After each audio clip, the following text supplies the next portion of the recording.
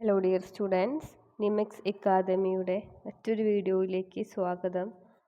ഇന്നത്തെ ക്ലാസ്സിൽ നമ്മൾ മെയിനായിട്ട് ഫോക്കസ് ചെയ്യുന്നത് Calicut university FIUGP fifth semester fifth semester BBA HR specialisation paper. അപ്പോൾ നമുക്കറിയാം BBA മാർക്കറ്റിംഗ് ഫിനാൻസ് അല്ല, HR സ്പെഷ്യലൈസേഷൻ ഒരു പേപ്പറാണ് പെർഫോമൻസ് മാനേജ്മെൻറ്റ് എന്ന് പറയുന്നത്. അപ്പോൾ പെർഫോമൻസ് മാനേജ്മെൻറ്റ് എന്ന സബ്ജക്റ്റിൻ്റെ ഒരു മെയിൻ പേപ്പർ ആയതുകൊണ്ട് തന്നെ പ്രോപ്പറായിട്ട് നമുക്ക് ഓരോ മൊഡ്യൂൾ വൈസ് ഉള്ള ക്വസ്റ്റ്യൻസും അതിൻ്റെ ആൻസേഴ്സും ഇമ്പോർട്ടൻ്റ് ആയിട്ടുള്ള പോർഷൻസുകളൊക്കെ ഡിസ്കസ് ചെയ്ത് പോകാം. അപ്പോൾ സബ്ജക്റ്റിൻ്റെ പേരാണ് പെർഫോമൻസ് മാനേജ്മെൻറ്റ്. അപ്പോൾ പെർഫോമൻസ് മാനേജ്മെൻറ്റിൽ നമുക്ക് ഈ സെയിം പോലെ തന്നെ 4 മൊഡ്യൂളുകളാണ് പഠിക്കാനുള്ളത്. ബാക്കി വരുന്ന സബ്ജക്ട്സ് ബിഹേവിയറൽ ഫിനാൻസും ഗ്ലോബൽ ഓപ്പറേഷൻസ് മാനേജ്മെൻറ്റും ഒക്കെ എല്ലാവർക്കും കോമൺ ആണ്. BBAക്കാർക്ക് ഓരോ സ്പെഷ്യലൈസേഷൻ അനുസരിച്ച് മാറാം. അപ്പോൾ HR സ്പെഷ്യലൈസേഷൻ എടുത്തവർക്കാണ് ഈ ഒരു സബ്ജക്റ്റ് വരുന്നത്. അപ്പോൾ നമുക്ക് പെർഫോമൻസ് മാനേജ്മെൻറ്റിൻ്റെ ഡെഫിനിഷൻ നോക്കാം. എന്താണ് അതിൻ്റെ ഒരു അർത്ഥം എന്ന് നമുക്ക് നോക്കാം. അപ്പോൾ പെർഫോമൻസ് മാനേജ്മെൻറ്റ് എന്ന് പറയുന്നത് കണ്ടിന്യൂസ് ആയിട്ട് വരുന്ന പ്രോസസ്സാണ്. കണ്ടിന്യൂസും സിസ്റ്റമാറ്റിക് ആയിട്ട് വരുന്ന പ്രോസസ്സാണ്.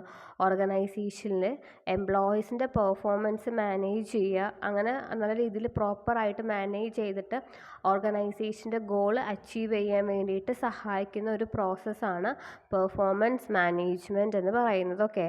So performance management is a continuous and systematic process of identifying, measuring, developing and managing the performance of employees in order to achieve the goals and objectives of an organization.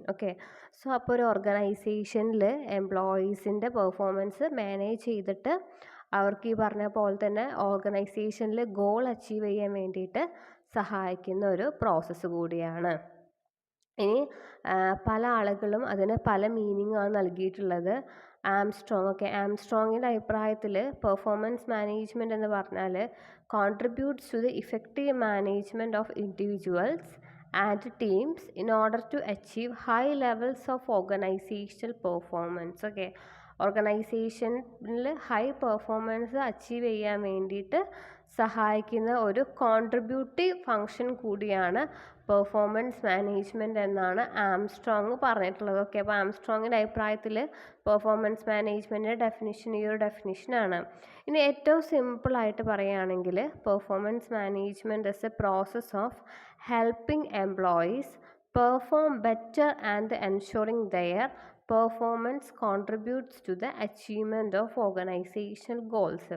ഓർഗനൈസേഷൻ്റെ goal achieve ചെയ്യാൻ വേണ്ടിയിട്ട് എംപ്ലോയീസിൻ്റെ performance കൂട്ടാൻ വേണ്ടിയിട്ട് സഹായിക്കുന്ന process കൂടിയാണ് performance management. അപ്പോൾ ഏറ്റവും സിമ്പിളായിട്ട് പറയുകയാണെങ്കിൽ ഇതാണ് പെർഫോമൻസ് മാനേജ്മെൻറ്റിൻ്റെ ഒരു ഡെഫിനിഷൻ്റെ ഏറ്റവും സിമ്പിൾ ഫോം. ഡെഫിനിഷൻ നമുക്ക് മീനിങ് ആയിട്ട് എഴുതാൻ വേണ്ടി പറ്റുന്നത്. അപ്പോൾ എംപ്ലോയീസിൻ്റെ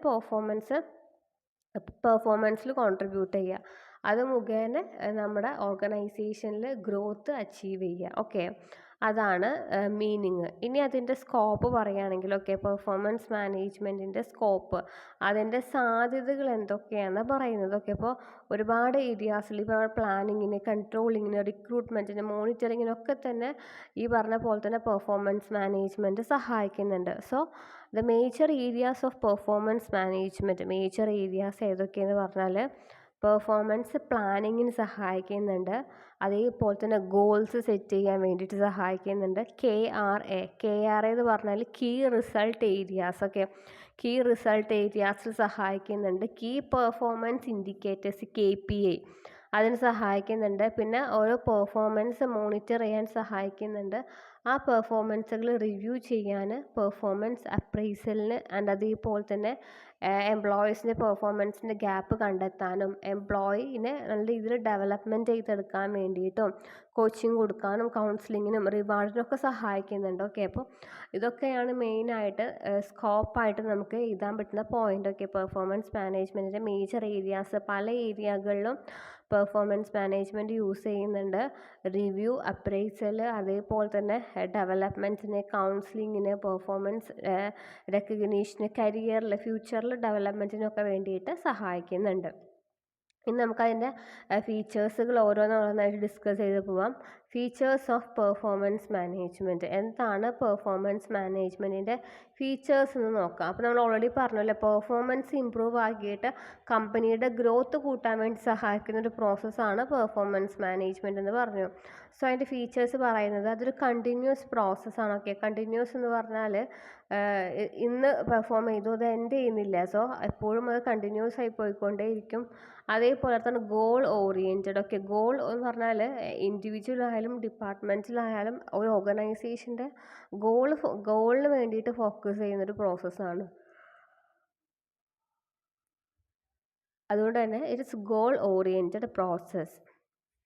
ഓക്കെ, ദെൻ നമുക്ക് മൂന്നാമത്തെ പോയിന്റ് നോക്കാം. മൂന്നാമത്തെ പോയിന്റ് പറയുന്നത് ഫ്യൂച്ചർ ഓറിയൻറ്റഡ് ആണ്. ഒന്ന് വെച്ചാൽ പെർഫോമൻസ് മാനേജ്മെൻറ്റ് ഫോക്കസ് ചെയ്യുന്നത് പാസ്റ്റ് പെർഫോമൻസ് അല്ല, കഴിഞ്ഞു പോയ പെർഫോമൻസിനെ അല്ല, ഫ്യൂച്ചറിൽ. കാരണം ആ ഫ്യൂച്ചർ വെച്ചിട്ടാണ് ഓർഗനൈസേഷൻ്റെ സക്സസിനെയും ഫെയിലിയറും ഡിപ്പെൻഡ് ചെയ്യുന്നത്. So performance management focus only on a performance past, not only past but also improving the future performance. Okay, then next വരുന്ന പോയിൻ്റാണ് എംപ്ലോയി ഡെവലപ്മെൻറ്റ്. എംപ്ലോയി ഡെവലപ്മെൻറ്റിന് സഹായിക്കുന്നുണ്ട്. എംപ്ലോയി ഡെവലപ്മെൻറ്റ് എന്ന് ഉദ്ദേശിക്കുന്നത് ഈ പറഞ്ഞ പോലെ തന്നെ എംപ്ലോയീസിന് ട്രെയിനിങ് കൊടുക്കാനും അതേപോലെ തന്നെ എംപ്ലോയീസിൻ്റെ പെർഫോമൻസ് കൂട്ടാനും എംപ്ലോയീസിൻ്റെ നീഡ്സിനൊക്കെ സഹായിക്കുന്നുണ്ട്. അതാണ് എംപ്ലോയി ഡെവലപ്മെൻറ്റ് എന്ന് പറയുന്നത്. ദെൻ അടുത്തത് അഞ്ചാമത്തതാണ് പെർഫോമൻസ് മെഷർമെൻറ്റ്. പെർഫോമൻസ് മെഷർമെൻറ്റ് എന്ന് പറഞ്ഞാൽ it involves measuring employee performance against pre determined standards and objectives. അതായത് എംപ്ലോയീസിൻ്റെ ആക്ച്വൽ പെർഫോമൻസ് എത്രയാണോ അല്ലെങ്കിൽ അവരുടെ കമ്പയർ ചെയ്ത പെർഫോമൻസ് വെച്ച് നോക്കിയിട്ട് ആ പെർഫോമൻസ് അവിടെ മനസ്സിലാക്കാൻ വേണ്ടി സഹായിക്കുന്നുണ്ട്. So that is performance management.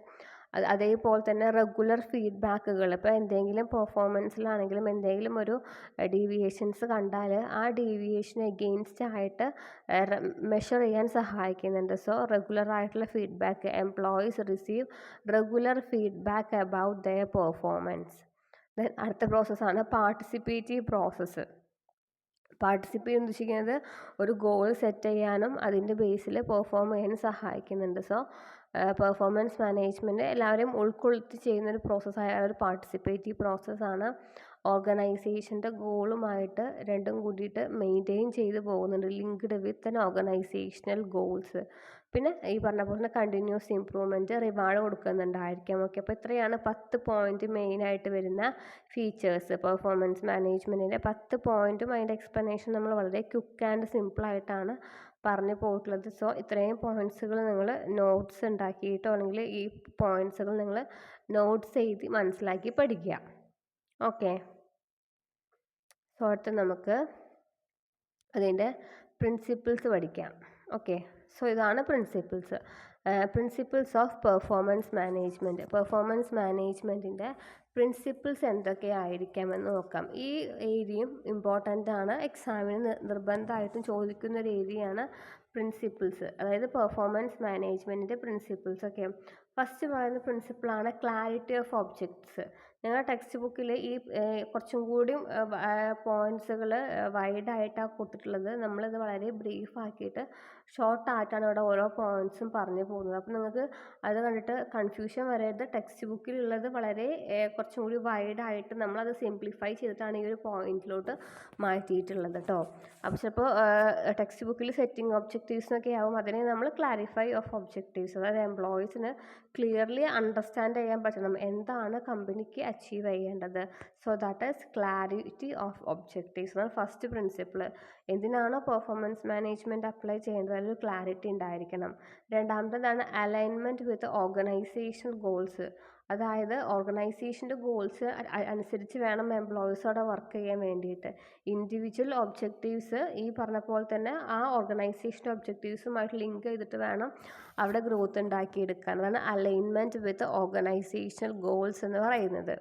മൂന്നാമത്തേതാണ് continuous monitoring. Continuous monitoring എന്ന് പറഞ്ഞാൽ എംപ്ലോയീസിൻ്റെ പെർഫോമൻസ് എപ്പോഴും മോണിറ്റർ ചെയ്തുകൊണ്ടേയിരിക്കണമെങ്കിൽ മാത്രമേ റിവാർഡ്സും അതിൻ്റെ കാര്യങ്ങളൊക്കെ അവിടെ പ്രോപ്പറായിട്ട് മനസ്സിലാക്കാൻ വേണ്ടി പറ്റുന്ന കണ്ടിന്യൂസ് മോണിറ്ററിങ്. ദെൻ അതേപോലെ തന്നെ നമ്മൾ ഫീച്ചറിൽ പറഞ്ഞ same point regular feedback, timely constructive ആയിട്ടുള്ള ഫീഡ്ബാക്സുകൾ പ്രൊവൈഡ് ചെയ്യണം.